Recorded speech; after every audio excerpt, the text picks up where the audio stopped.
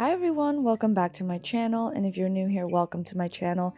My name is Marina. I am a certified lash tech based in Toronto, Canada, and I like making lash extension videos. And before I get into my videos, I do like to just put out there that everything I'm sharing with you guys is completely subjective to what I like to do. I encourage everyone to continuously learn from other avenues just because what I like to do might not work for you, and that is okay.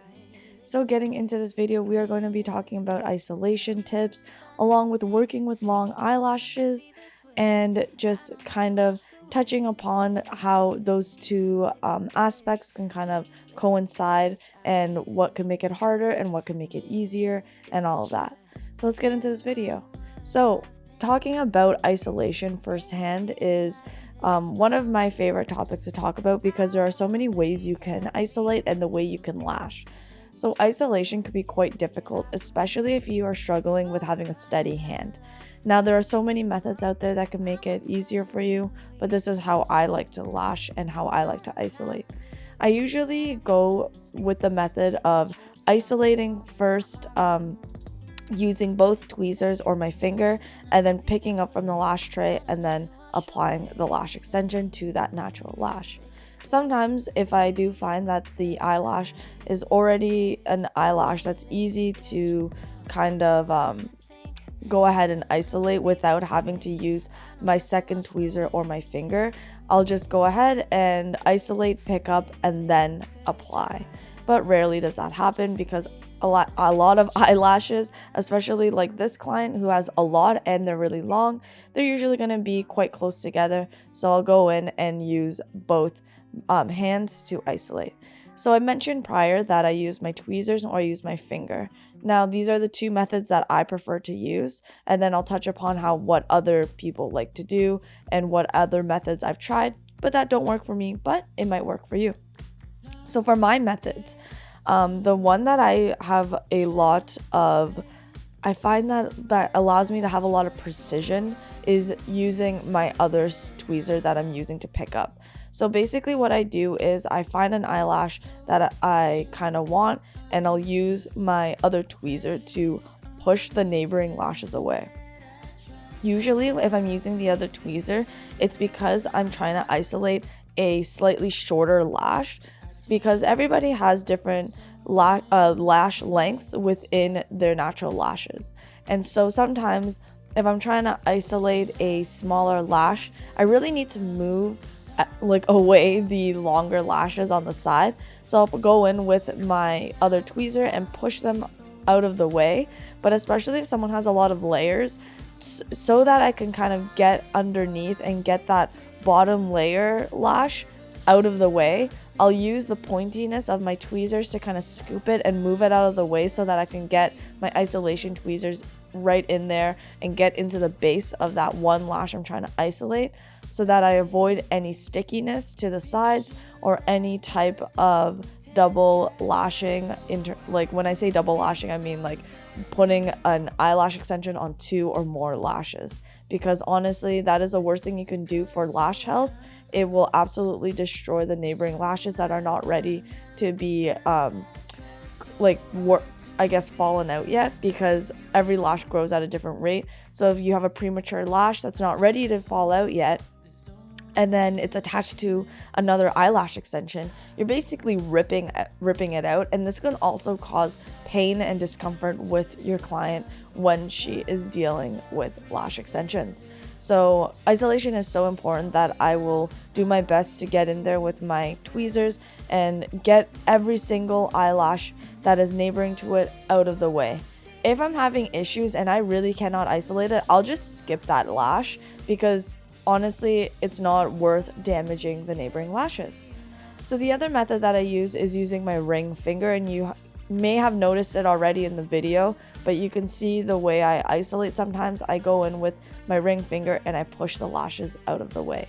Usually I use this method if the lashes already have extensions on them and the extensions are starting to kind of bend towards the lash that I'm trying to isolate. So I'll use my finger to push them out of the way so that I can get my isolation tweezers in there and really target that one eyelash.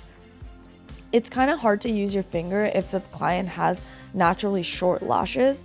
So most of the time I'll use this method with clients who have longer lashes, and this is because it's so easy to grab their natural lash with my finger because it's so long. Like, this client literally had such thick and long lashes. It was really fun to isolate because I would just push it with my finger and bam, there you go, you have that one lash that you were looking for and you avoid all the stickies.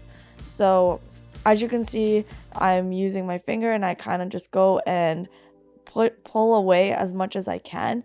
And when you have that much force to pull away the other lashes, naturally the neighboring lashes as well are just going to start to pull the one side. I don't know what just happened there, but the neighboring lashes are going to start to pull away, and every other eyelash, even small ones that might be hidden, will start to pull to the side as well. And then you can really get those isolation tweezers in there and separate the other neighboring lashes to get that one eyelash. And yeah, that's probably one of my favorite methods just because it's really easy for me, but it's not for everybody. And this is also why it's so important to like sanitize your hands. Some people might be like, oh, well, why are you putting your fingers on her lashes? Look, guys, I use the pinch method. I'm already touching the lash extensions anyway, and I always sanitize my hands before I go ahead and lash. So just make sure your hands are clean if you want to use this method. Another method that a lot of lash artists use is using tape or gel pads. So I've mentioned before in many of my other videos talking about lashing in layers. For me, it's not for me. I don't really particularly like it unless I'm trying to focus on strip lashes, but even then I'm not a big fan of it. I just find that sometimes using taping methods or the gel pad to lash in layers or to isolate, it can sometimes rip out some of the lash extensions if it's still a little tacky, and I've hurt my clients in the past, and so now I have like this weird anxiety about it. But again, like I said, everybody has different methods, and I know so many techs that lash in layers or use taping method. So lashing in layers, some of you guys might already know what that method is, but you're basically pulling back the top layer, exposing the bottom so that it's a lot easier to isolate. Sometimes you don't even have to isolate because the bottom layer lashes are already so sparse and spread apart. And then another method you can do, this method is used a lot for really long extensions or for mega volume, where if the fans are really large and really wide, they can start to get in the way of you isolating. If you isolate like I do, lash like I do, which is from like outer, inner, and I rotate between two eyes, sometimes the fans can get in the way of that. So if I'm really trying to focus on one section, I have done this in the past, and honestly it does help. I get my tape, I try to take all the tackiness away, and then I pull the neighboring lashes and I tape them down as I work throughout the middle. And just make sure that your glue is fully cured if you're going to do this, because you have a chance of getting stickies because all your lashes are being pulled to one side. So that one day I'll do a demo of that, but I have had a few of my videos using those taping methods. So those are the kind of methods that I don't like to really use, which includes the tape. I just, like I said, have weird anxiety about it. But I mean, everyone has different ways and it does work. So if you have like a very non-sticky tape, or even if you wanted to use gel pads, you can do so. But for me, finger method and using the other tweezer to isolate has always helped me, and having longer lashes allows you to use the finger method a lot more easily. So those are things that you can keep in mind when you're trying to find different ways to isolate and ways to kind of navigate isolation in an easier way. So hopefully this helps. I know that sometimes it can be kind of hard without like a close-up demonstration, but I thought that seeing this time lapse, you will be able to see the way that I do isolate just in quick time, and you can see it in like a faster way. So hopefully that you guys took something away from this video, and I hope it helps. Thank you so much for watching, and I'll see you guys next week. If you like this video, please give it a thumbs up. And if you have any questions, please leave a comment in the comment section down below. And if you have any cool isolation methods that you want to share, let's build a community, because that's ultimately my goal. All right, guys. See you later. Thanks.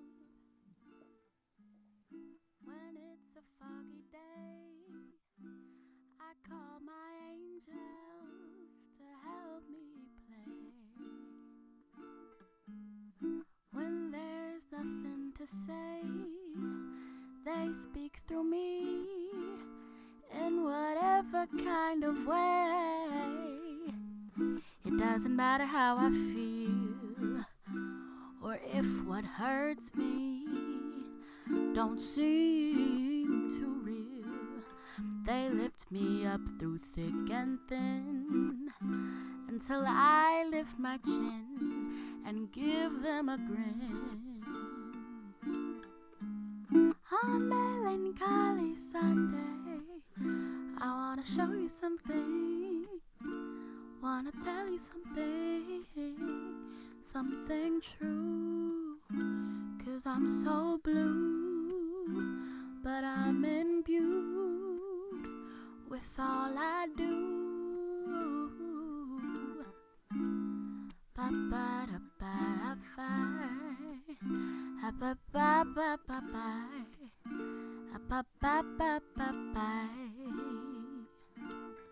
Fui fui fui fui fui fui fa fa, fa fa fa fa fa fa, fa fa fa fa fa. When it's a fog